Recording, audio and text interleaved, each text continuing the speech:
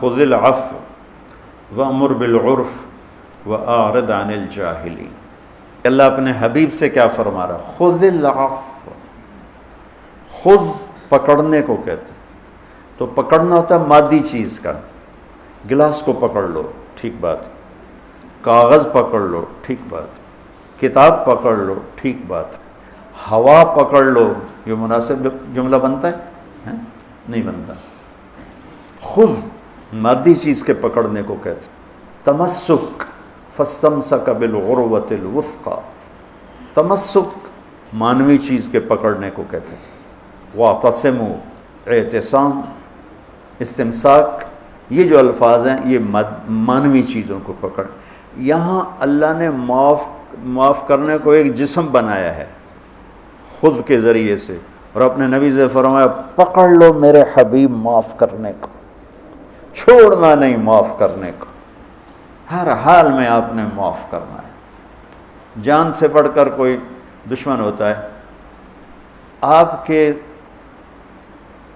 درخت کے نیچے آرام کرتے ہوئے بدو نے تلوار آپ ہی کی اٹھائی اور آپ کے پسلی میں ماری، ایسے یہاں چبوئی، آپ یوں ہو کے اٹھ کے بیٹھ گئے تو آگے تلوار سیدھی کر دی، یہ اس کا نام تھا غورث، بدو تھا غورث۔ کون بچائے گا تمہیں؟ تو آپ مسکرائے، صحابہ دور دور سوئے ہوئے تھے، تو آپ نے مسکرا کے فرمایا اللہ۔ اللہ کہنا تھا کہ اس کا ہاتھ کانپنے لگا، اور تلوار گر گئی۔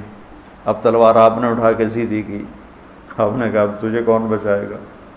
کہنے لگا میں نے تو ہی بچاؤنا ہے، اس کو تو اوپر والے کا پتہ نہیں، تو کہتا ہے مجھے تو ہی بچائے گا، کون خیر عاقب۔ تو آپ نے فرمایا کلمہ پڑھتے ہو؟ کہتا ہے نہیں، کہا جاؤ معاف کیا۔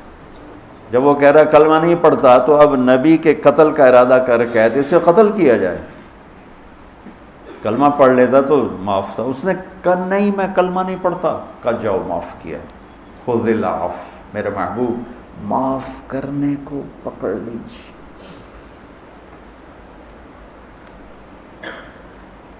دین کے کام کے لیے بلکہ ہر آدمی کے لیے اچھے اخلاق ایک لباس کی طرح ہے۔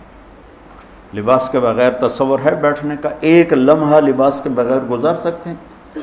میں 15-20 منٹ کے بعد پانی کا گھونٹ پیتا ہوں، 15-20 منٹ میرے گزر جاتے ہیں۔ کھانا تو ایک وقت کا کھا کے 6 گھنٹے کے بعد ضرورت پڑتی ہے، 7 گھنٹے کے بعد ضرورت پڑتی ہے، لیکن لباس 7 سیکنڈ کے لیے بھی جدا نہیں ہو سکتا۔ تو میں اس آیت سے میں نے یہ مطلب نکالا ہے، اور میں تشبیہ دیا کرتا ہوں کہ یہاں اخلاق کو اللہ نے لباس بنایا ہے اور ہمیں اس میں انسان بنایا ہے، اور ہمیں اس میں دعوت کا کام عطا فرمایا ہے کہ اوپر خذ العفو، نیچے اعرض عن الجاہلین، اور درمیان میں وامر بالعرف۔ سبحان اللہ، یہ دیکھیں خذ العفو، یہاں اعرض عن الجاہلین، یہ ہے وامر بالعرف، کہ دین کے کام کرنے کے لیے اوپر بھی اخلاق لاؤ، نیچے بھی اخلاق لاؤ، پھر دین کا کام کرو تو لوگ قبول کریں گے، ورنہ کڑوا سمجھ کے تھوک دیں گے۔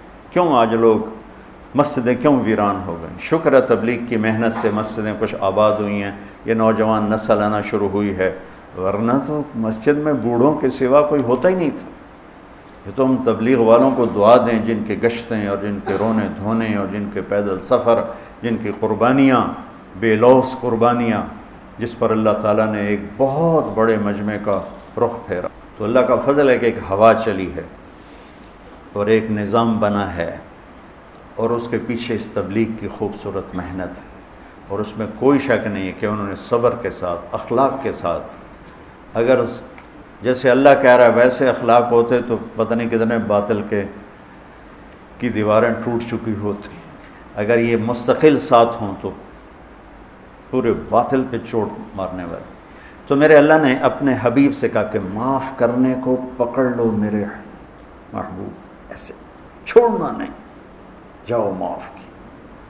اوہ ہوئے ہوئے، وحشی آیا، وحشی، حمزہ کا قاتل جن کی لاش کو دیکھ کر میرے نبی اتنا روئے کہ ہچکی لگ گئی، اور پہلی دفعہ جبریل آپ کے آنسو پوچھنے کے لیے آئے، یا رسول اللہ، اللہ فرما رہے ہیں آپ روئیں نہیں، ہم نے عرش کے اوپر لکھوایا ہے حمزہ تو اسد اللہ و اسد رسول، حمزہ اللہ اس کے رسول کے شیر ہیں۔ آتے کہنے لگا میں آپ سے پناہ کا طلبگار ہوں، پوچھنا چاہتا ہوں۔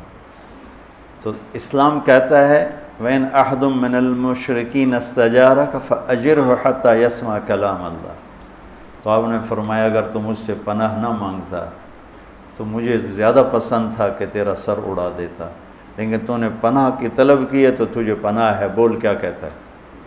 چچا کے قاتل کو یوں بٹھانا سامنے، خذ العفو، کہنے لگا تیرا رب کہتا ہے جو زنا کرے، قتل کرے اور شرک کرے وہ جہنم میں جائے گا، تو میں نے سارے یہ کام کیے ہوئے ہیں، تو میرے لیے کوئی راستہ ہے؟ تو آپ نے فرمایا ہاں، والذین لا يدعون مع اللہ الہا آخر ولا يقتلون نفس التي حرم اللہ الا بالحق ولا يزنون، اس آیت کی طرف اس نے اشارہ کیا۔ تو آپ نے فرمایا ہاں، اللہ کہتا ہے الا من تاب وآمن وعمل عملا صالحا فاولئک یبدل اللہ سیئاتہم حسنات وکان اللہ غفور الرحیم۔ کہ آپ نے فرمایا ہاں کہ جو توبہ کر لے، ایمان لائے، عمل کرے، اللہ اس کے گناہوں کو نیکیوں میں بدل دیتا ہے، اور اللہ بڑا مہربان ہے۔ اس کی بات تو بعد میں بتاؤں گا، لیکن یہ ایک اللہ کی طرف سے رحمت کتنی بڑی ہے کہ ایک آدمی زندگی بھر گناہ کرتا ہے پھر وہ توبہ کرتا ہے، جب وہ توبہ پہ پکا ہو جاتا ہے اللہ تعالیٰ پچھلے گناہوں کو مٹا کے اتنی نیکیاں لکھ دیتا۔ تو وہ کہنے لگا آپ نے مجھے امن تو دیا ہے نا، امن تو دیا ہے نا، یعنی مجھے کچھ کہو گے تو نہیں، لیکن مصیبت یہ ہے کہ یہ شرطیں بڑی سخت ہیں، توبہ بھی کروں، ایمان بھی لاؤں، عمل بھی کروں، یہ میرے بس کا نہیں، کوئی اور بتاؤ، کوئی اور بتاؤ۔ تو سبحان اللہ، آپ نے کہا ہاں، اللہ کہتا ہے ان اللہ لا یغفر ان یشرک بہ ویغفر ما دون ذلک لمن یشاء، اللہ شرک معاف نہیں کرے گا، باقی جسے چاہے معاف کرے۔ کہنے لگا تم نے مجھے امن دیا ہے نا، تم نے امن دیا ہے نا، مجھے کچھ کہو گے تو نہیں، تو لیکن یہ بتاؤ اگر اس نے، وہ کہتا ہے جس کو چاہوں معاف کروں، اگر مجھے معاف نہ کیا تو میرے کلمہ پڑھنے کا کیا فائدہ؟ یہ چچا کے قاتل کے ساتھ بحث ہو رہی، وہاں کہ اڑا دو اس کی گردن، جس نے کلیجہ کاٹ کے رکھ دیا حمزہ کا، کہا وہ مجھے معاف نہ کرے تو پھر میرے کلمہ پڑھنے کا کیا فائدہ؟ خذ العفو بتا رہا ہوں، خذ العفو۔ آپ نے کہا ہاں، میرا اللہ کہتا ہے یا عبادی الذین اسرفوا علی انفسہم لا تقنطوا من رحمت اللہ ان اللہ یغفر الذنوب جميعا انہ هو الغفور الرحیم۔ اے میرے نافرمان بندو، گھبرانا نہیں، توبہ کرو، سارے معاف کروں گا۔ کہنے لگا اما ھذا فنعم، یہ ہوئی نا بات۔ تو پھر اس نے کلمہ پڑھا۔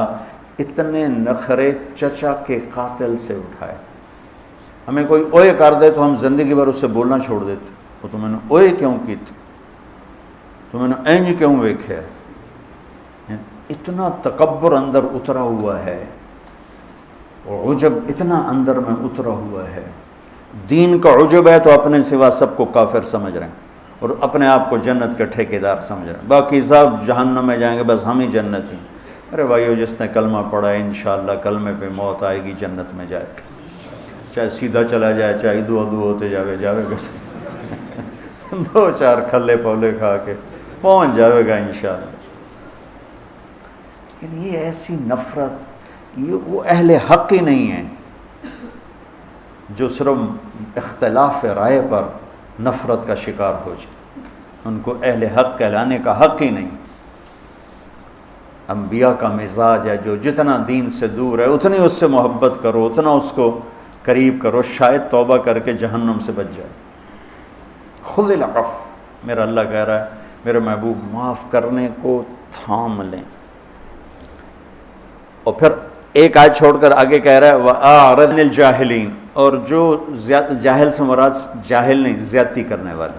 وَأَعُوذُ بِكَ مِنْ أَنْ أَجْهَلَ أَوْ يُجْهَلَ عَلَيَّ، یہ یہاں مراد کہ زیادتی کرنے والے اگر زیادتی کریں تو آپ درگزر فرمائیں، اب منہ پھیر لیں جیسے مجھے کہا ہی نہیں۔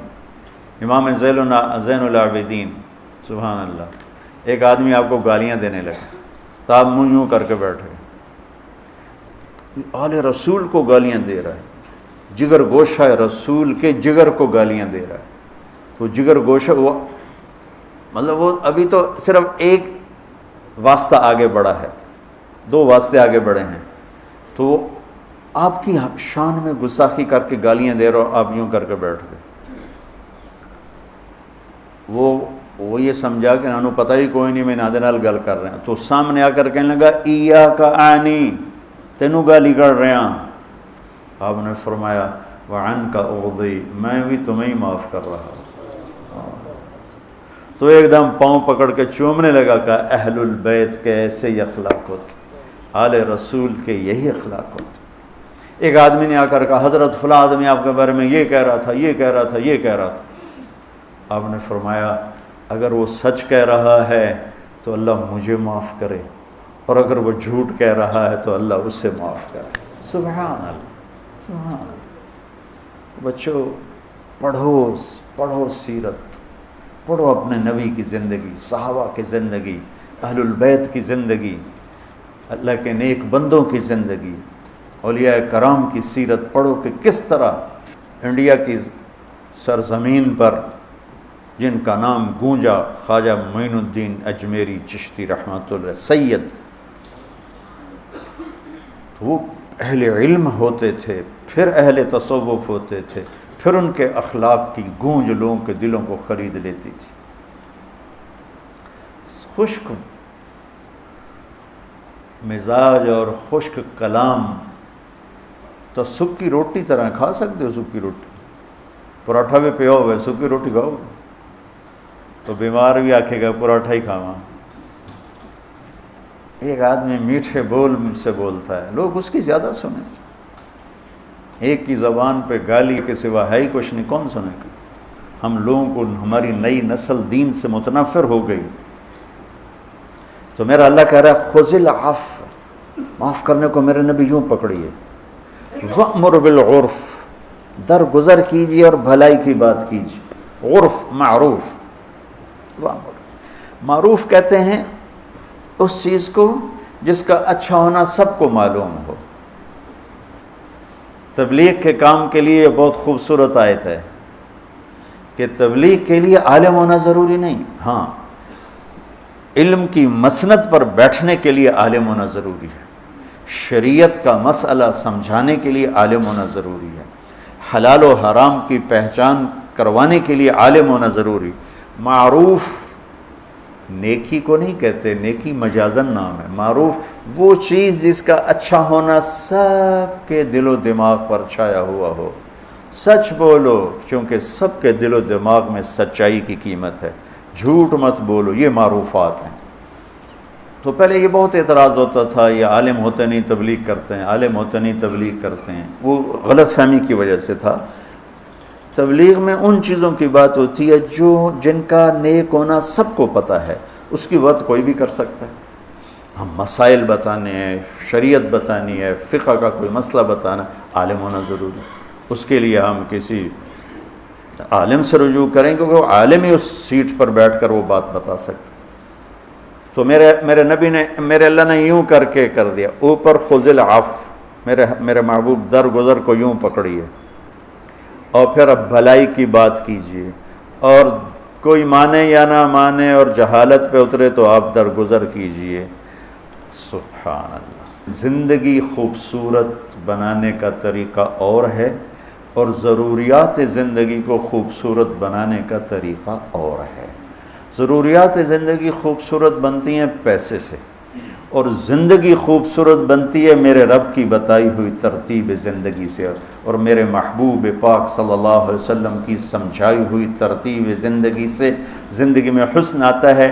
اور یہ آیت اسی میں سے ہے۔ اگر زندگی کو آپ حسین دیکھنا چاہتے ہو، معاف کرنے کو پکڑ لو، زیادتی کرنے والے سے درگزر کرو، اور بھلائی کی صدا لگاتے رہو۔ مجھے اگر جبت ہیں جماعت کی آستینوں میں، مجھے ہے حکم اذان لا الہ الا اللہ۔